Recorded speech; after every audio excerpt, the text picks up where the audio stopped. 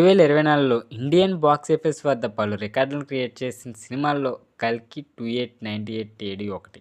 So, ఈ movie director Nag Ashwin, rebel star Prabhas కాంబినేషన్‌లో తెరకెక్కిన ఈ మూవీ ఎన్నో రికార్డులను క్రియేట్ చేసిన విషయం తెలిసిందే.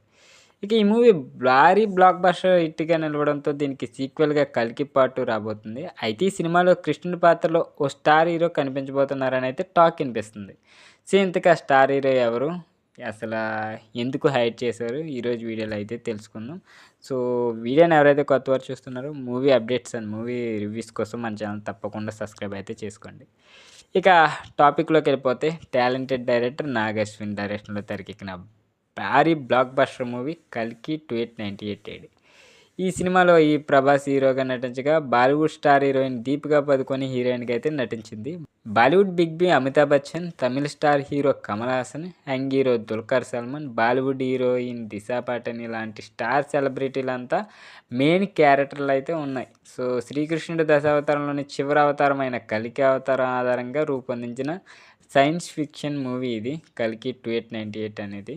హిందూ పురాణాలను కొంచెం టెక్నాలజీ పరిజ్ఞానాన్ని రెండూ మిక్స్ చేస్తూ ఈ మూవీని అయితే తీసేయడం జరిగింది.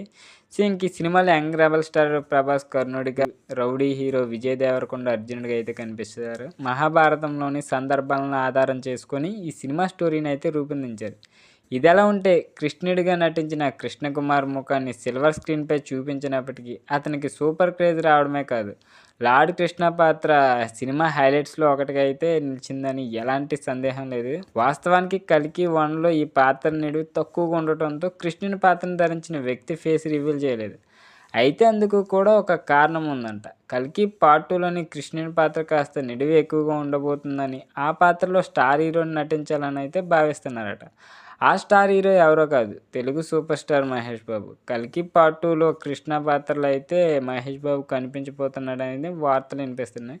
అందుకే మొదటి భాగంలో శ్రీకృష్ణుని ముఖం స్పష్టంగా చూపించలేదని టాలీవుడ్ టాక్.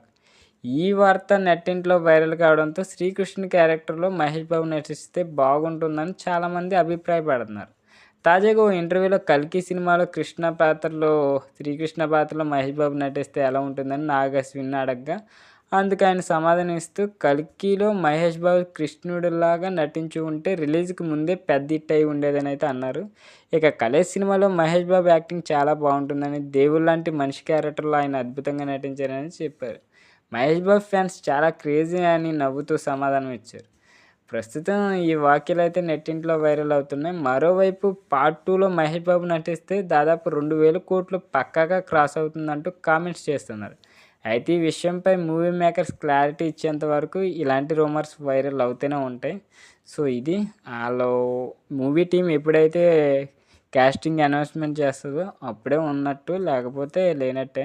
సో, ఇంకా అనౌన్స్‌మెంట్ ఏమీ రాలేదు కాబట్టి ఓన్లీ ఎవరు ఆడియన్స్ ఊహించుకున్నది ఎంతవరకు ఊహించుకుంటారో అంతే తప్పించి వాళ్ళకంటూ ఒక ఐడియా ఉంటుంది ఎవరిని పెట్టుకోవాలో ఎవరు వద్దు అనేది.